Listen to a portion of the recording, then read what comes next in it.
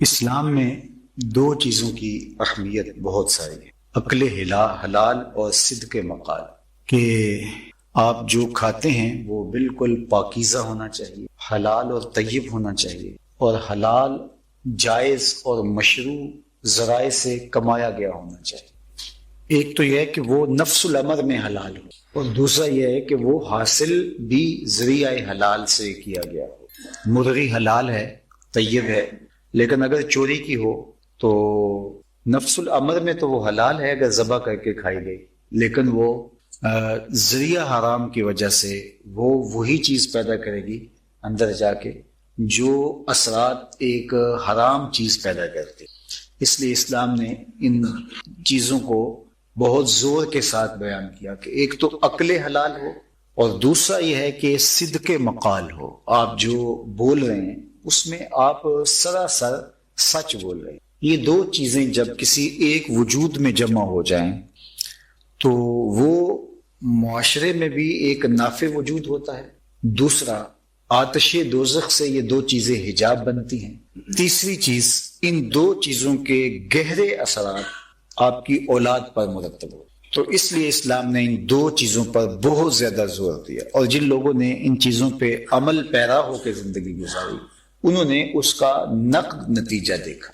بلکہ جو لوگ تقوی کے شعار کو اختیار کرنے والے تھے انہوں نے ہمیشہ یہ کیا کہ حلال کی تلاش میں انہوں نے مشکوک کو تو چھوڑا ہی چھوڑا، بعض اوقات انہوں نے جس میں معمولی سا شبہ بھی ہوا اس کو بھی ترک کر دیا۔ اور یہ حضور کا ایک فرمان ہے جو حضور علیہ السلام کے فرامین میں سے ایک انتہائی اہم فرمان ہے، ان الحلال بین و ان الحرام بین، حلال بھی واضح ہے اور حرام بھی واضح، وبینہما امور مشتبہات، حلال اور حرام کے درمیان کچھ چیزیں شبہ والی ہیں، لا یعلمہن کثیر من الناس، زیادہ لوگ ان کو جانتے نہیں، من وقع فی الشبہات وقع فی الحرام، جو شبہ والی چیزوں میں پڑ گیا وہ حرام میں پڑ گیا۔ تو اپنے آپ کو اس طرح سے محفوظ کیا جائے کہ شبہ والی چیزوں کو بھی اختیار نہ کیا جائے۔ ہمیں اگر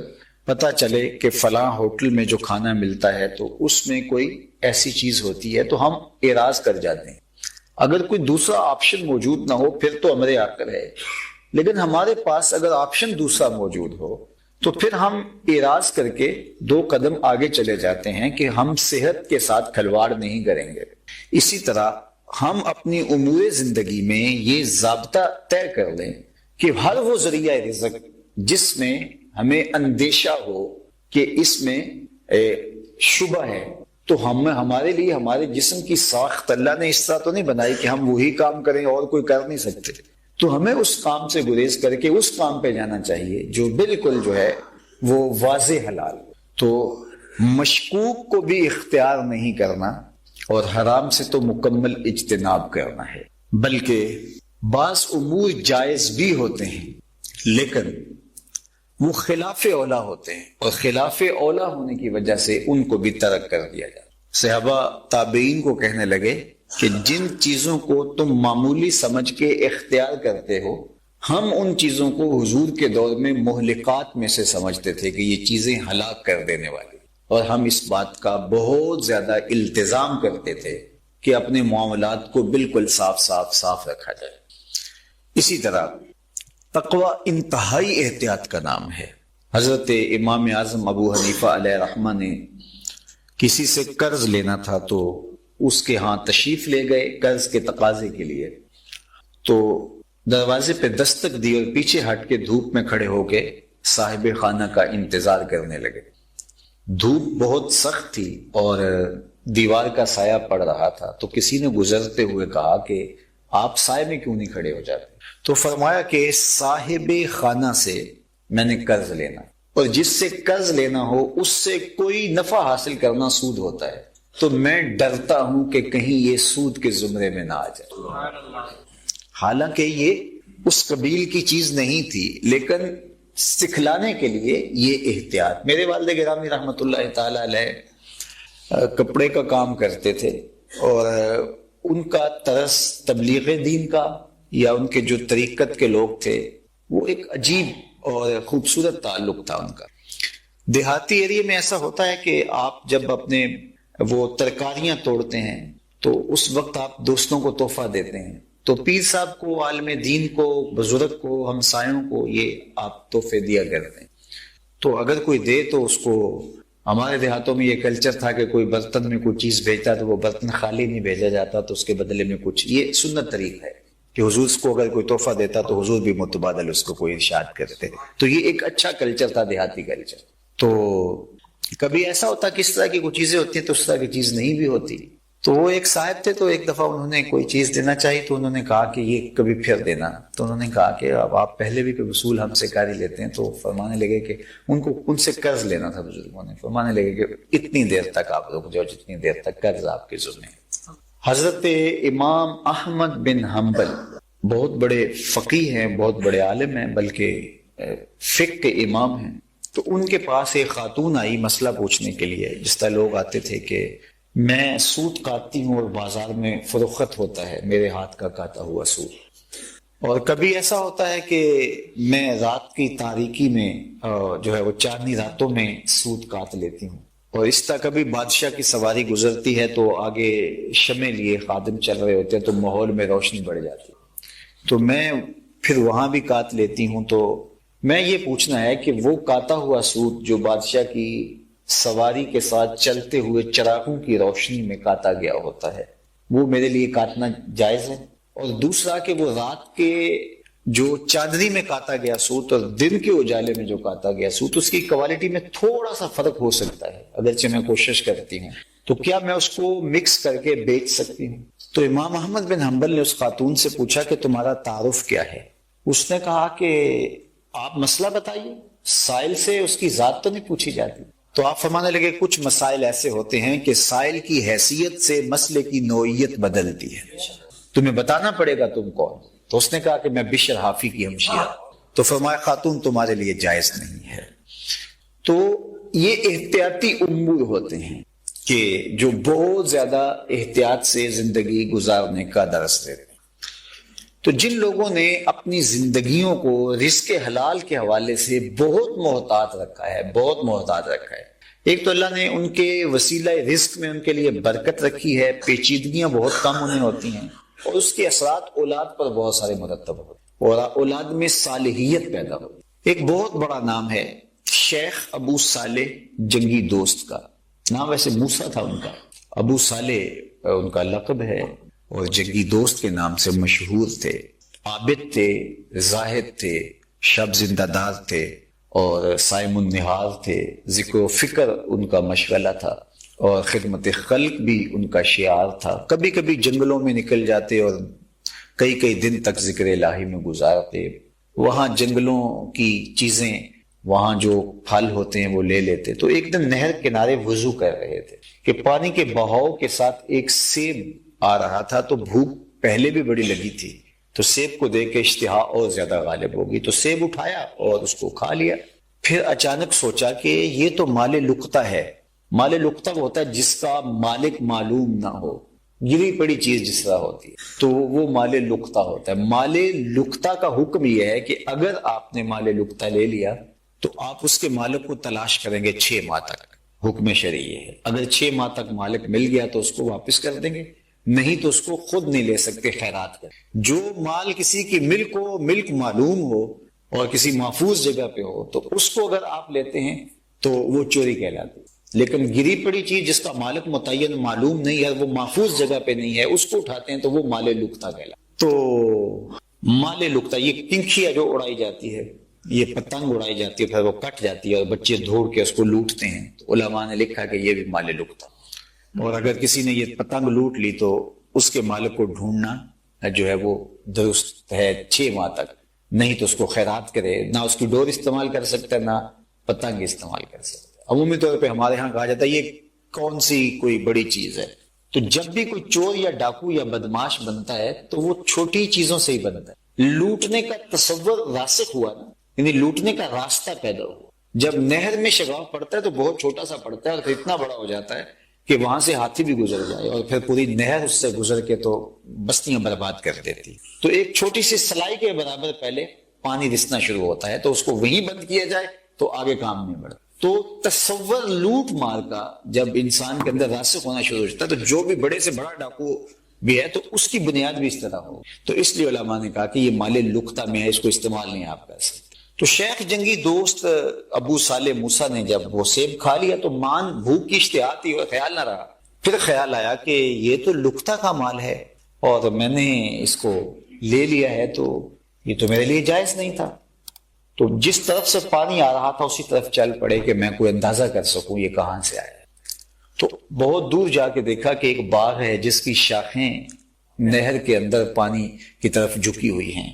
تو دل میں خیال آیا کہ یہ اسی باغ کا ہی ٹوٹا ہوا سیب ہوگا. تو باغ کے مالک کو ملنا چاہا تو اس نے بلایا کہ کیا بات ہے. کہا کہ اس طرح میں وضو کر رہا تھا اور یوں سیب گرا اور میں نے کھا لیا تو وہ تو میرے لیے جائز نہیں تھا، تو میں یا تو مجھ سے قیمت لے لیں اور یا مجھے معاف کر دیں. تو اس مالک باغ کا نام تھا عبداللہ صومعی.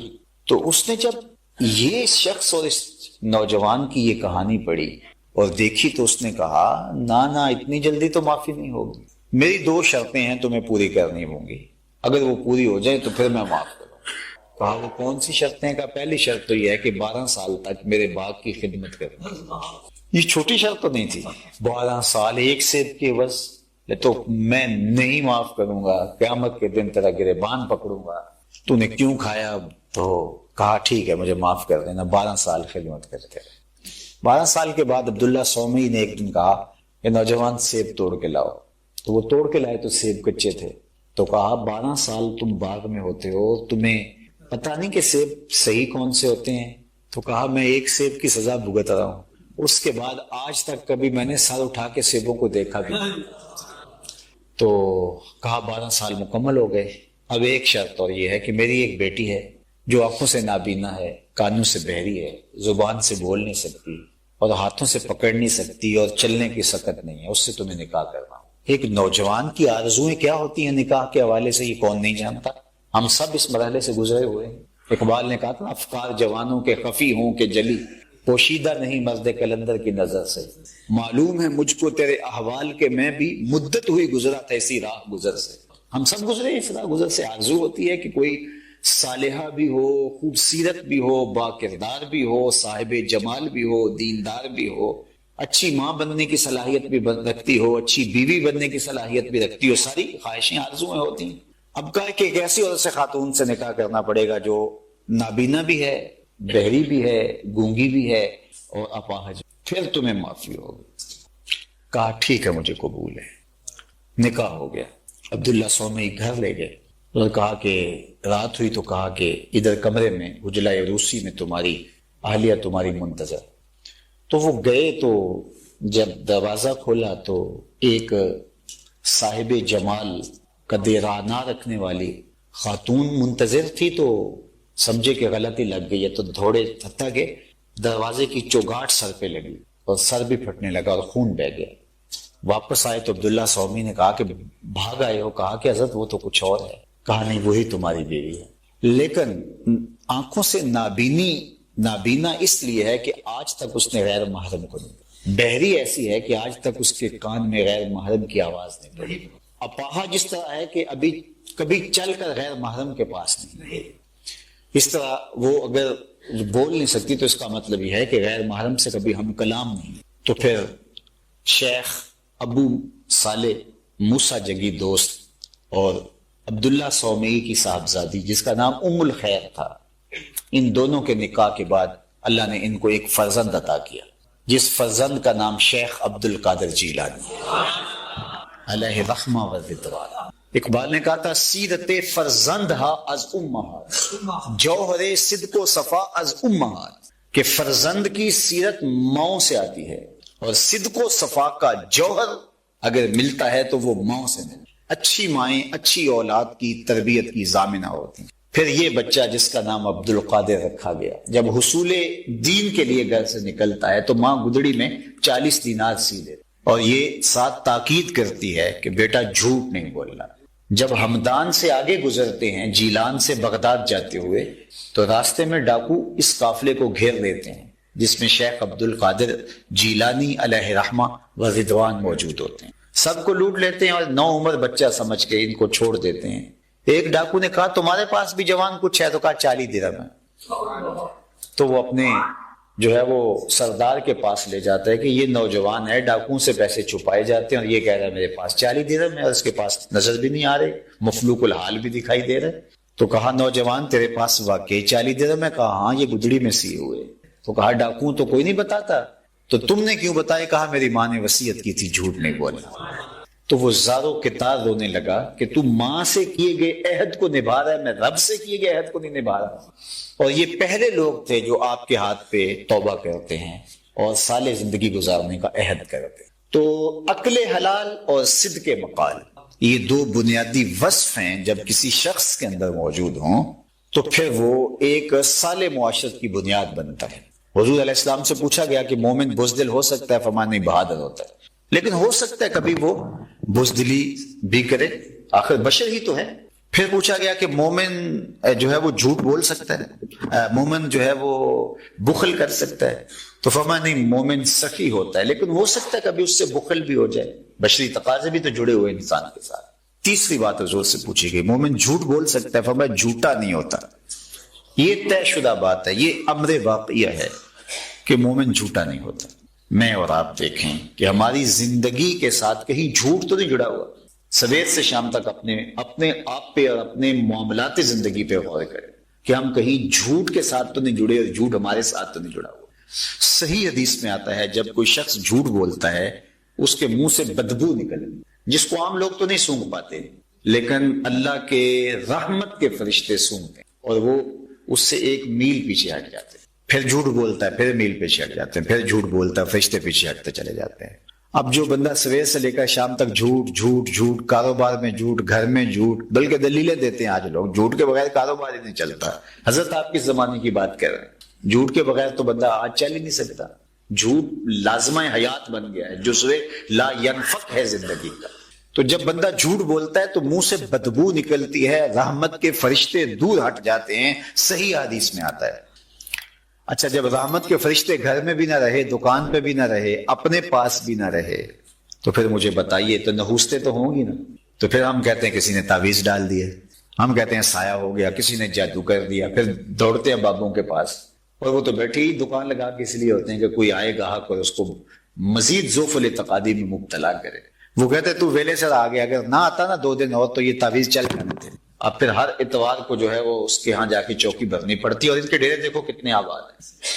اس لیے کہ یہ سارے وہ لوگ جو اپنی زندگیوں کو غیر منظم کیے ہوئے ہیں، جھوٹ سے، مکر و خدا سے، اور اپنی زندگیوں کو گناہوں سے بھرپور کرنے کے بعد بے سکونی، عدم اطمینان اور الجھاؤ میں مبتلا ہوتے ہیں، اندر صفائی اور ستھرائی نہ رہنے کی وجہ سے.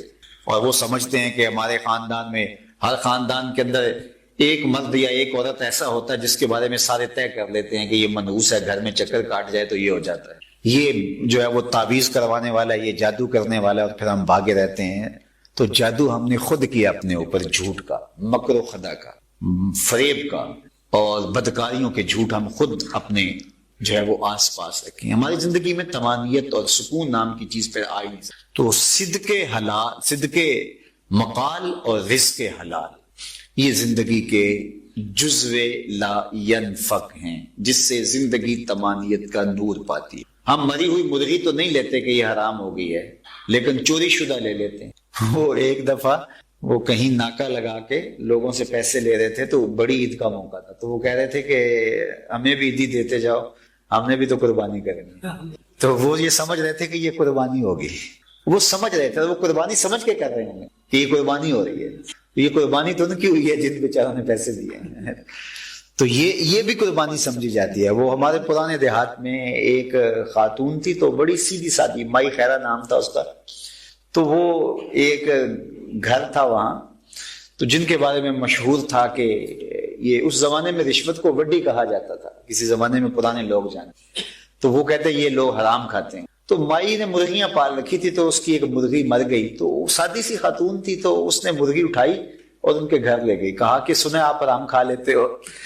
تو یہ میں نے کہا کسی کے منہ میں پڑ جائے گی روڑی کے اوپر جو پھینکنی ہے تو آپ کھا لے، تو وہ آگے سے غصے میں آ گئے، تو وہ مائی کہتی ہے وہ غصے میں کیوں آئے؟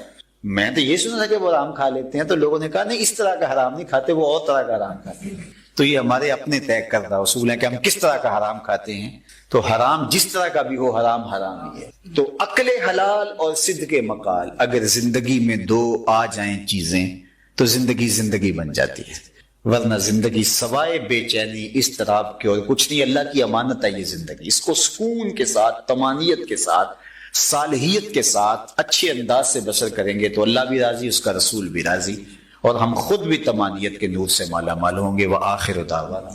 اور بھی عنوان سے عرب علماء نے، عجم کے علماء نے، دیگر بلاد اسلامیہ کے علماء نے کتابیں تصنیف فرمائی ہیں کہ امت کے ذمے حضور علیہ السلام کے حق کیا ہے۔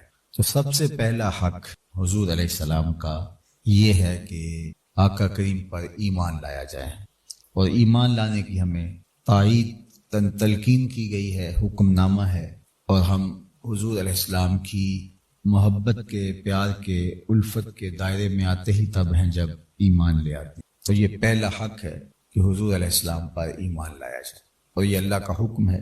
اور اگر کوئی شخص حضور علیہ السلام پر ایمان نہیں لاتا تو اس کا ایمان باللہ بھی معتبر نہیں ہے۔ ساری زندگی لا الہ الا اللہ، لا الہ الا اللہ پڑھتا رہے تو اس کا کلمہ قبول نہیں ہے جب تک محمد رسول اللہ نہیں۔ تو حضور علیہ السلام پر ایمان لانا، حضور کو ماننا، اللہ کا رسول، اللہ کا پیغمبر، حضور علیہ السلام کی عظمتوں کو، حضور علیہ السلام کی شانوں کو دل و جان سے قبول کرنا، تسلیم کرنا، یہ اللہ کے محبوب علیہ السلام کا پہلا حق ہے جو امت کے اوپر واجب اللہ۔ دوسرا حق حضور کا امت پر حضور علیہ السلام کی اتباع ہے، حضور علیہ السلام کی پیروی ہے، ان کی زندگی کی مطابقت میں اپنی زندگی کو ڈھالنا۔ جس طرح سے انہوں نے اپنی زندگی بسر کی ہے، ہم بھی اپنی زندگی اس طرح بسر کرنے کی کوشش میں لگیں۔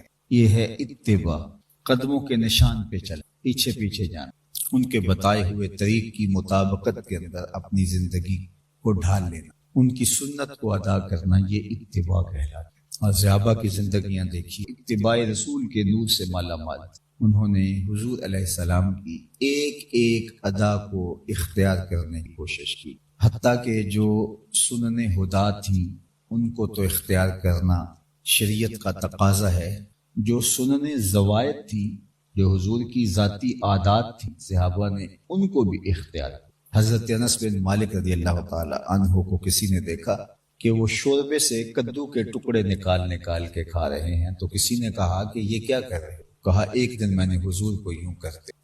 تو شریعت اس پہ ہمیں زور نہیں دیتی ہے کہ آپ کھانے پینے کے اندر بھی مطابقت اس طرح اختیار کریں۔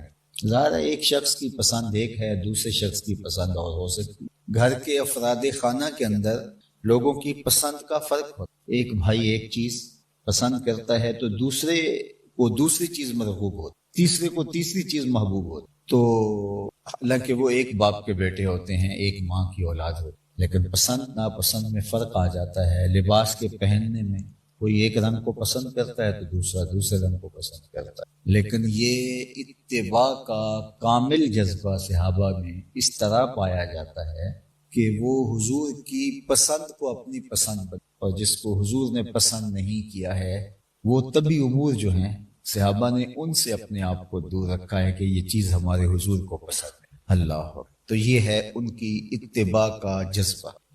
آقا کریم علیہ السلام ایک دن کہیں تشریف لے گئے تو راستے کے اندر ایک درخت تھا، تو وہاں حضور نے وضو کیا، اور وضو کا بچا ہوا پانی حضور نے چلو میں لیا اور ایسے آسمان کی طرف اچھال لیا، اور پھر حضور علیہ السلام مسکرانے لگے اور گزر گئے۔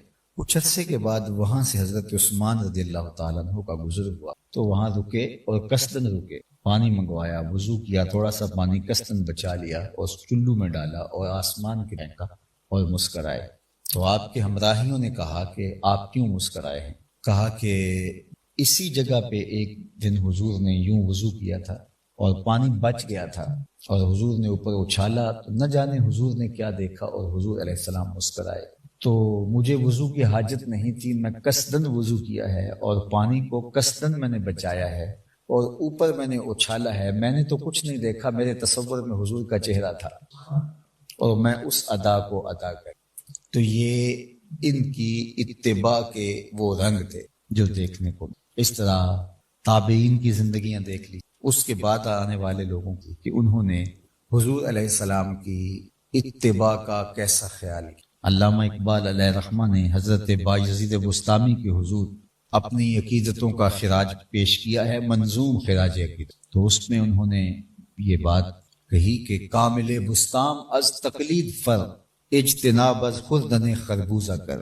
حضرت بایزید بسطامی تقلید محبوب سے یگانہ روزگار ہوئے.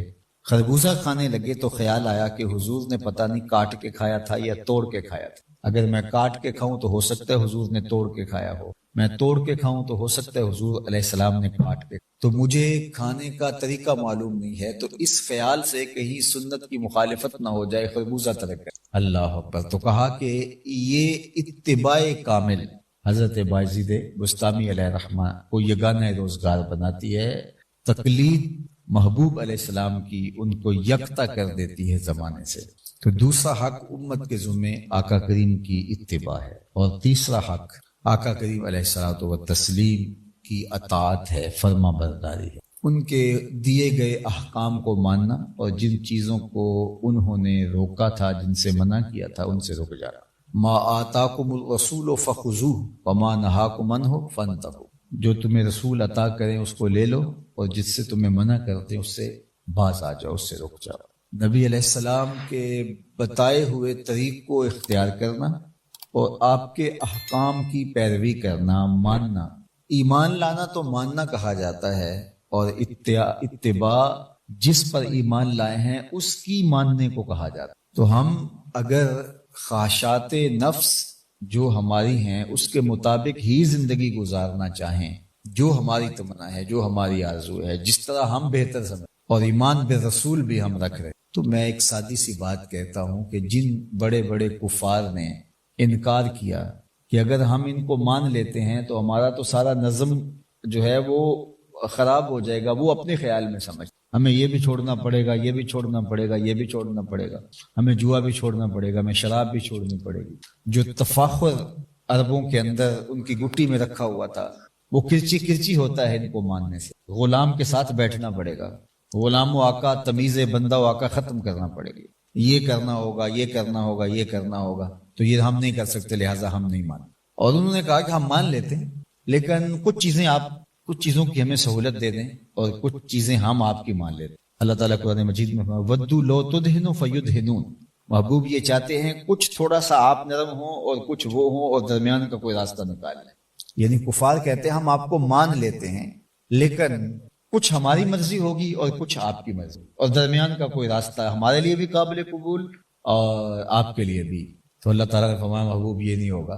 ماننا ہے تو پھر اپنی ساری خواہشات کو ترک کرنا. اس چمن میں پیروے بلبل ہو یا تلمیذ بل، یا سراپا نالا بن جا یا نوا پیدا نہ. وہ کہتے ہیں کہ ودو لو تدہنو فیدہنون، کچھ آپ ہماری مان لیں اور آپ کی کچھ باتیں ہم مان لیتے ہیں، تو اس طرح سے ہم آپ کے ساتھ ہو جاتے ہیں. تو اس طرح کام چلتا ہے. اللہ نے اس کو قبول نہیں کیا، رسول اللہ نے اس کو قبول نہیں کیا، تو انہوں نے کہا ٹھیک ہے پھر ہم بھی نہیں مانتے. لیکن ہم نے کیا کیا؟ ہم نے کہا مان لیں گے آپ کو، لیکن مرضی ہم ساری اپنی. شادی ہوگی تو صرف نکاح کا ایجاب و قبول اور خطبہ ہم شریعت کے مطابق کر لیں گے، باقی ساری رسوم و رواج، ساری عادتیں ہماری اپنی مرضی کی ہوں گی. یہ خاندانی کلچر ہے، یہ مشرقی کلچر ہے، یہ ہم نے فلاں جگہ پہ دیکھا تھا، یہ لیڈ کلاس میں ہوتا ہے، یہ ہماری برادری کا کلچر ہے، یہ بس بچوں کی خوشی کے لیے کر رہے ہیں.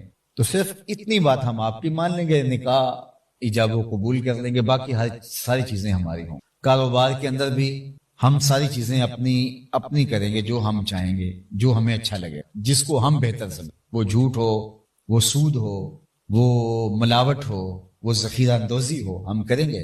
لیکن ہم جو ہے وہ مسجد میں چندہ بھی دے دیں گے، ہم غریبوں کو کھانا بھی کھلا دیں گے، یہ 2-4 کام بھی ہم کر لیں گے، لیکن باقی سب ہم اپنی. یہ پیشکش تو کافر بھی کرتے تھے، ودو لو تدہنوا فیدہنون، کچھ آپ نیچے آ جائیں اور کچھ ہم تھوڑا سا اوپر آ جاتے ہیں، تو درمیان کا کوئی راستہ نکال لے. تو فرمایا یہ نہیں ہوگا.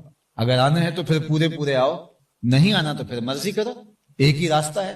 تو انہوں نے بھی کہا کہ ٹھیک نہیں، لیکن ہم نے درمیانہ راستہ نکال لیا. ہم نے کہا ہم کلمہ پڑھیں گے، آپ کا نام بھی لیں گے، کھڑے ہو کے ادب سے سلام بھی پیش کریں گے، محافل کا انعقاد بھی کریں گے، لیکن مرضی ہم سارے امور حیات میں اپنی کریں گے، کہیں کہیں ہم دین کا ٹچ ضرور دے دیں گے، لیکن ہماری خواہش کے مطابق ہمارا دین ہوگا، ہماری تمناؤں کے مطابق ہمارا مذہب ہوگا، جو چاہیں گے ہم کریں گے۔ تو یہ اطاعت نہیں ہوتی، یہ اتباع نہیں ہوتی۔ حضور کا حق ہے کہ دیکھو ایمان کا کیا مطلب ہے، الایمان، ایمان کا مطلب ہے تسلیم کردن، سر تسلیم خم کر دیں، یہ ایمان کا مطلب۔ گردن نہادن، فارسی میں اس کا ترجمہ کیا گردن رکھ دے، اللہ اکبر۔ تو گردن رکھنے کا کیا مطلب ہے کہ اپنی خواہش ختم ہو گئی۔ وہ غالباً میر نے کہا تھا کہ ہم نے ان کے سامنے پہلے تو خنجر رکھ دیا، ہم نے ان کے سامنے پہلے تو خنجر رکھ دیا، پھر کلیجہ رکھ دیا، دل رکھ دیا، سر رکھ دیا۔ نہادن، گردن نہادن، سب کچھ ان کے سامنے پیش کر دینا کہ اب میری مرضی نہیں ہے۔ جب کسی کو اپنا دل پیش کر دیں، جب کسی کی اطاعت قبول کر لیں، یار آپ کسی محکمے میں بھرتی ہو جائیں تو پھر ان کے احکام کے پابند ہوتے ہیں۔ کسی سکول میں داخل کروا دیں بچہ تو بچہ ان کے سارے ایس او پیز ہیں، ان کے قوانین ہیں، ضوابط ہیں، ان کا پابند۔ آپ یہ نہیں کہہ سکتے کہ نہیں میرا بچہ یونیفارم نہیں پہنے گا، میرا بچہ یہ نہیں کرے گا۔ آپ کون ہوتے ہیں؟ جب آپ نے داخلہ دے دیا تو پھر ان کے مکمل قوانین کا پابند ہوگا۔ آپ کسی محکمے آپ میں آگے تو اس کے مکمل قوانین کے پابند ہو۔ یہ کیا ہوا کہ آپ نے گردن رکھ دی، کسی محکمے میں بھرتی ہو جاتے ہیں، آپ کا تعلق صرف جز وقتی ہے اس محکمے، آپ کا قلبی تعلق نہیں بھی ہے تو پھر بھی ان کے قوانین کے پابند ہے۔ اور ایمان لانے کا مطلب تو دل دے دینا۔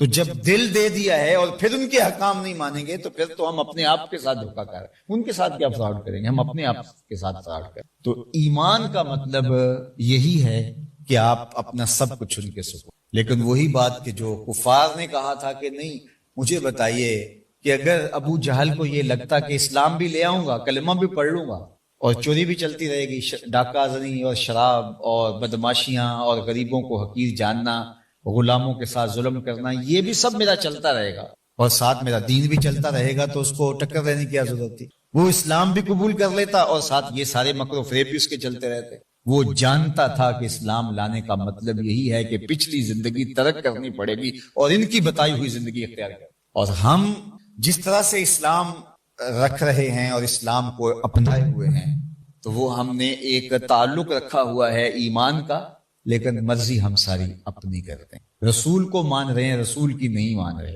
تو اقبال نے کہا تھا کہ دل مسلمان ہے تیرا نہ میرا، تو بھی نمازی میں بھی نہ۔ تو اطاعت اور اتباع یہ حضور علیہ السلام کے حق ہیں، اور نور نصیبی تب ہوتا، حضور سے تعلق باطن نصیبی تب ہوتا جب اپنے آپ کو مکمل ان کے سپرد کر دو، اپنی خواہش کی باقی نہ رہے، جو ادھر سے حکم آیا ہے سر تسلیم خم ہے۔ اللہ اکبر۔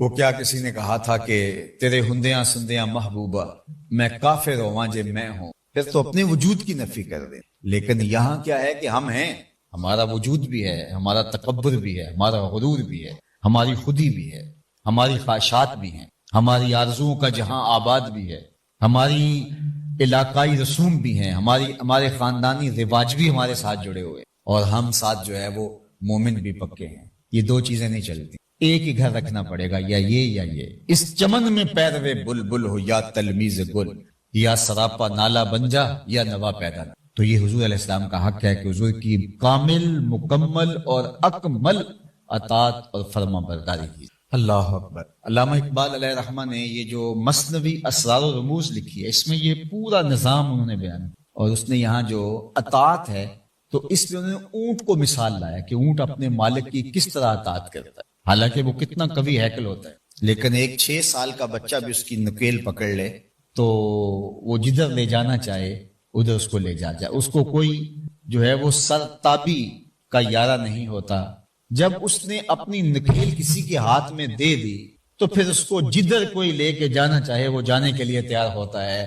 یار جب ہم نے اپنی نکیل نبی کے ہاتھ میں تو پھر ہماری خواہش بچتی کہاں ہے، ہماری آرزوئیں اور ہماری تمنائیں بچتی کہاں ہیں؟ پھر ہم اپنی مرضی سے کیسے جی سکتے ہیں؟ ہماری مرضی تو پھر ہے ہی نہیں، پھر انہی کی مرضی ہے، جس طرح وہ چاہیں گے اس طرح ہم اپنی زندگی کو۔ اور صحابہ کی زندگیوں کے حوالے سے اگر آپ واقعات دیکھیں، ایک صحابی ہیں تو وہ اس طرح کا مکان انہوں نے تعمیر کیا جس شکل کے مکان حضور پسند نہیں کرتے، اور وہی میں نے جو کہا کہ یہ سنن ہدا سے نہیں ہے، سنن زوائد سے. جس طرح حضور کی کچھ عادات تھی، صحابہ نے اس کو اختیار کیا. تو کچھ چیزیں ہیں حضور کی پسند، ذاتی پسند ناپسند ہے.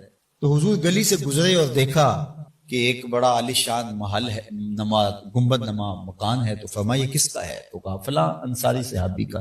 تو حضور نے کچھ کہا نہیں، کیونکہ اس طرز کے مکان کو حضور پسند نہیں کرتے تھے. تو حضور گزر گئے، چہرے پہ کوئی خوشی کے آثار حویدہ نہیں ہوئے. تو جب حضور گزر گئے تو کسی نے اس صحابی کو بتایا کہ حضور تیرے محلے سے گزرے تھے، تیری گلی سے گزرے تھے، تیرے مکان کو دیکھا تھا، چہرے پر کوئی پسندیدگی کے آثار حویدہ نہیں ہوئے تھے. تو انہوں نے کدال پکڑا اور اس مکان کو زمین برابر کر. 2 4 5 دن کے بعد آقا کریم کا دوبارہ گزر ہوا تو وہاں ملبے کا ڈھیر پڑا ہوا تھا. فرمایا اس دن میں گزرا تھا، یہاں مکان تھا اور آج ملبے کا ڈھیر پڑا ہوا ہے. کہا حضور اس نے گرا دیا. فرمایا اسے بلاؤ. بلایا گیا.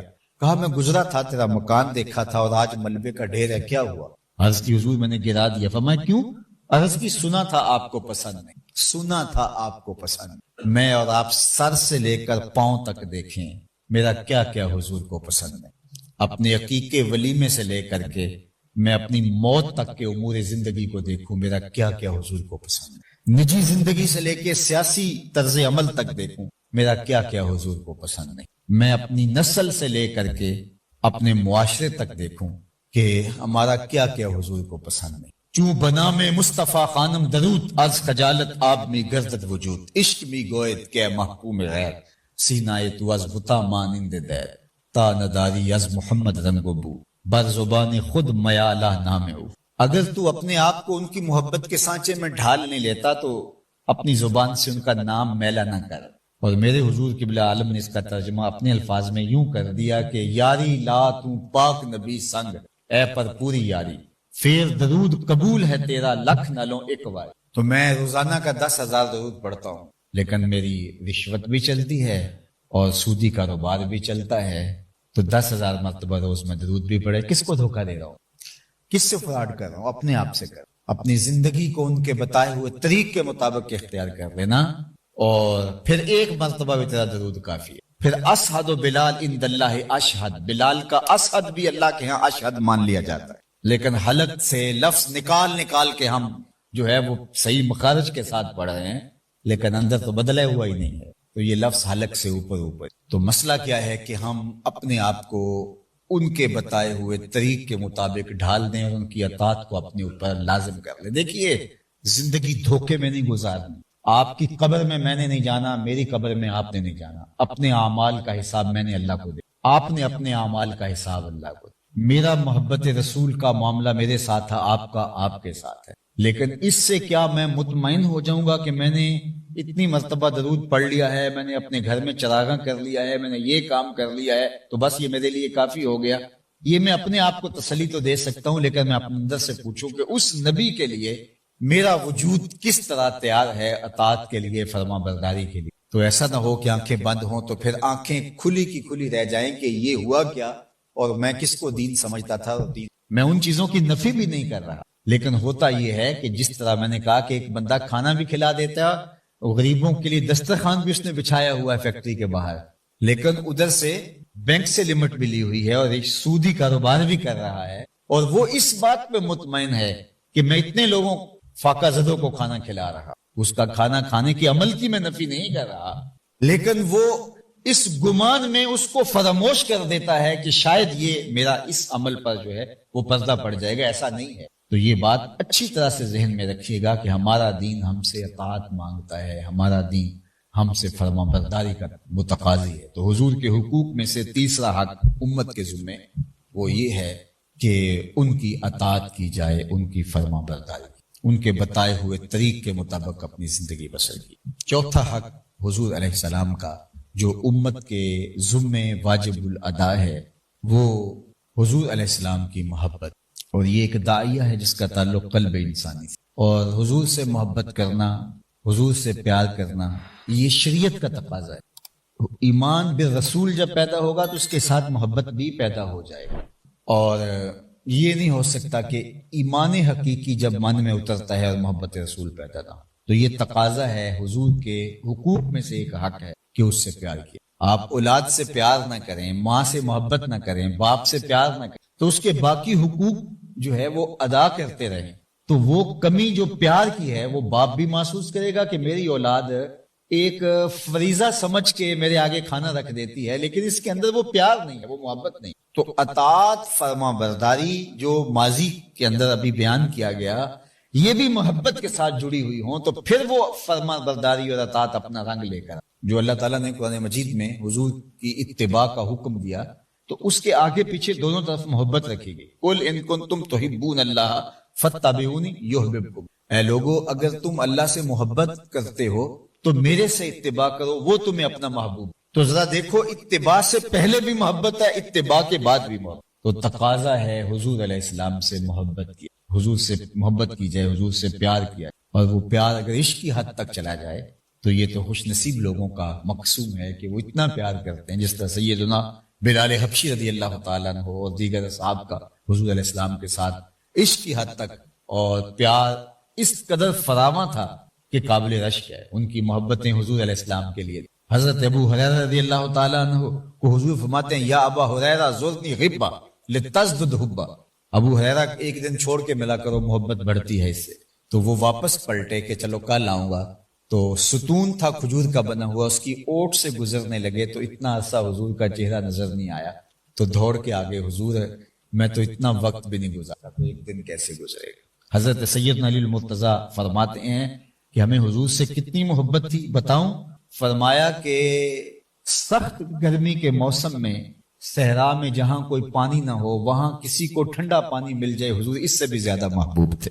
صحرائی سفر کے اندر ٹھنڈا پانی زندگی ہوتی ہے، تو مطلب کیا کہ زندگی سے بھی زیادہ آپ ہمیں محبوب تھے، اور شریعت نے اس کا تقاضا کیا، اور حضور علیہ السلام نے خود ارشاد فرمایا لا یؤمن احدکم حتی اکون احب الیہ من والدہ وولدہ والناس اجمعین، اتنی دیر تک کوئی شخص کامل مومن نہیں ہو سکتا جب تک وہ اپنے ماں باپ سے، کائنات کی ہر شے سے زیادہ مجھے محبوب۔ حضرت عمر نے عرض کی یا رسول اللہ صلی اللہ علیہ وسلم، میں ہر شے سے زیادہ آپ کو محبوب جانتا ہوں، الا یہ کہ جان سے زیادہ آپ محبوب نہیں۔ جو کیفیت باطن ہے وہ آپ کے سامنے رکھا، تو آقا کریم نے فرمایا پھر عمر تمہارا ایمان مکمل نہیں۔ حضرت عمر رضی اللہ تعالیٰ عنہ نے کہا حضور میری اب کیفیت باطن یہ ہے کہ آپ جان سے بھی زیادہ، تو فرمایا کہ الان یا عمر، عمر اب تمہارا ایمان مکمل۔ غزوہ احد میں ایک صحابیہ دوڑتی جا رہی ہے، اس کو پتا چلا کہ حضور شہید ہو گئے۔ آپ جانتے ہیں غزوہ احد میں یہ خبر گرم ہو گئی تھی کہ حضور کو شہید کر دیا گیا۔ ایک گمسان کا رن پڑا اور